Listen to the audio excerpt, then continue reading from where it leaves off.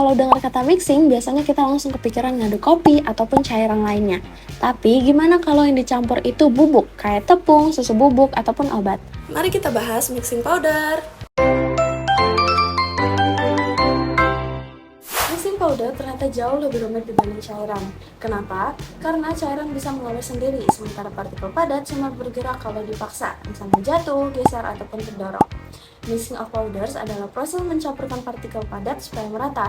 Contohnya, tumbler mixer yang diputar supaya partikel jatuh dan bercampur, ribbon blender yang menggerakkan partikel ke dua arah sekaligus, dan high seal mixer yang lebih agresif untuk menghancurkan gumpalan. Jadi, meskipun sama-sama mixing, cara kerja dan tantangannya pun juga berbeda antara cairan dan juga padatan. Selanjutnya kita masuk ke cara kerja. Di dalam mixing of powder terdapat 3 mekanisme utama.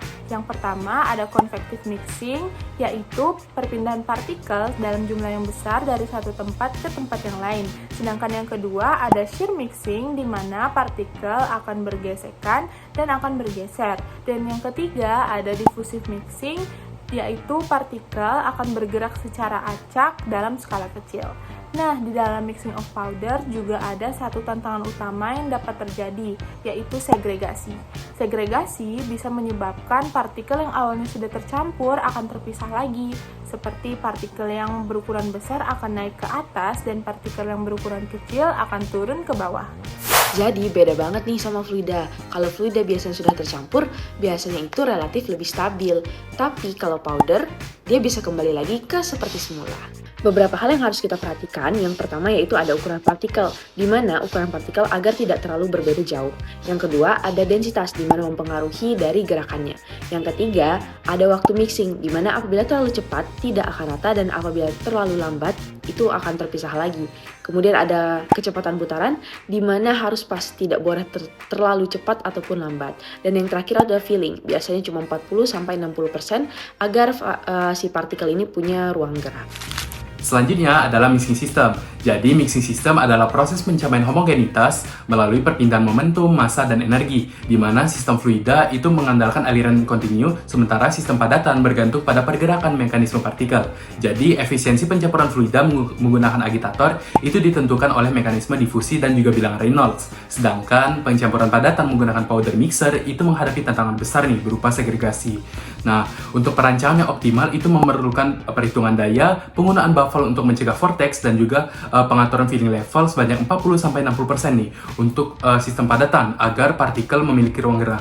Kunci keberhasilan dari industri itu terletak pada proses scale up yang tepat, karena untuk menghindari masalah seperti dead zone dan juga overmixing, di mana campuran yang terlihat homogen itu belum tentu stabil secara permanen.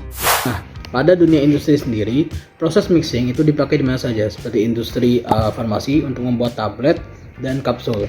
Lalu pada industri makanan untuk membuat tepung, susu bubuk, dan juga bumbu. Lalu pada industri material untuk semen dan keramik. Dan yang bikin makin menantang saat masuk ke skala industri, yang tadinya di lab berhasil belum tentu pada pabrik tersebut berhasil. Kenapa? Dikarenakan terdapat 3 hal, yaitu ada pola gerakan yang berubah, energi yang berubah, serta waktu mixing juga berubah.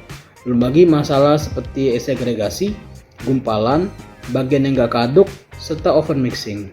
Nah, dari penjelasan tadi dapat disimpulkan bahwa proses pencampuran padatan akan sangat berbeda dengan proses pencampuran fluida, di mana proses pencampuran padatan akan lebih kompleks daripada proses pencampuran fluida.